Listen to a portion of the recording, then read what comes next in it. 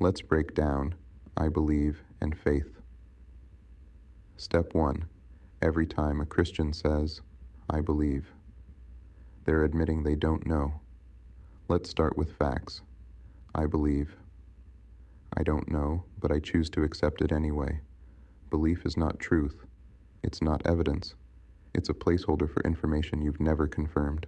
So when someone says, I believe in Jesus, they're literally saying, I can't prove it. I just feel it's real. That's not divine. That's emotional programming. Step 2. Even the Bible admits it's not based on proof.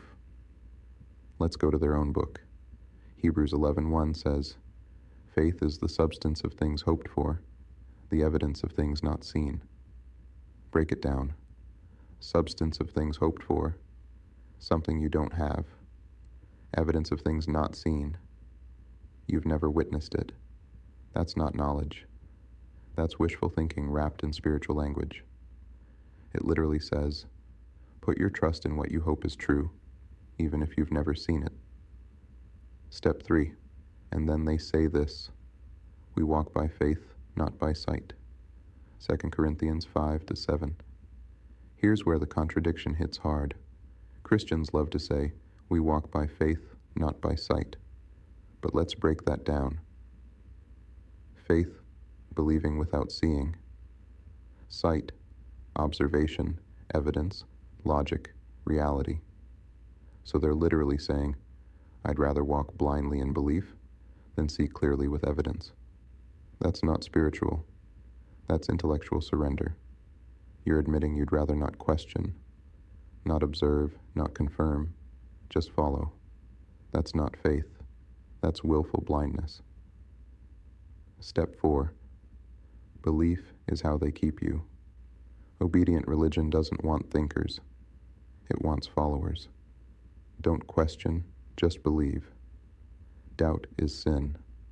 The Bible is the final word. These are not calls to truth. They're commands to submit without understanding. Because if you start questioning belief, you'll start remembering who you were before they rewrote your identity. Step 5. Let's talk about faith, the most misunderstood word in religion. Faith is not truth. Faith is not knowledge. Faith means accepting something without evidence and holding on to it even when the facts contradict it. It's belief without logic, trust without proof, obedience without understanding. And when religion says walk by faith, not by sight, it's really saying don't look too closely or you'll see through the lie. Step 6. The word faith was never divine to begin with. Faith comes from the Latin word fides. It originally meant loyalty or allegiance, especially in legal contracts. So when Christianity adopted faith, it really meant loyalty to the belief system, not truth. That's why questioning faith is seen as betrayal. Not because you're wrong, but because you're no longer submissive. Step 7. Faith is the excuse used when the story falls apart. Let's be real. Can't prove Jesus existed? Just have faith. No historical record. Believe anyway. No description, no DNA, no first-hand writings. The Spirit will reveal it. Faith is the spiritual cop-out. It's used when there's nothing else to say, but they still want you to obey. Step 8. Belief without proof is mental slavery. When you rely on belief and faith instead of facts, you stop asking questions.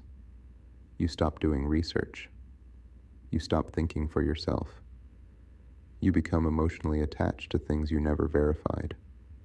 And that's exactly how systems of control survive, by keeping you spiritually loyal and mentally passive. Final thought. Truth doesn't need belief. It just is. Gravity doesn't need you to believe in it. Your heartbeat doesn't require scripture. The sun doesn't rise through faith. Truth stands with or without belief. But religion crumbles the second you stop believing. So when you say we walk by faith, not by sight, you're admitting, I'd rather be blind than informed. and that's the most dangerous spell of all.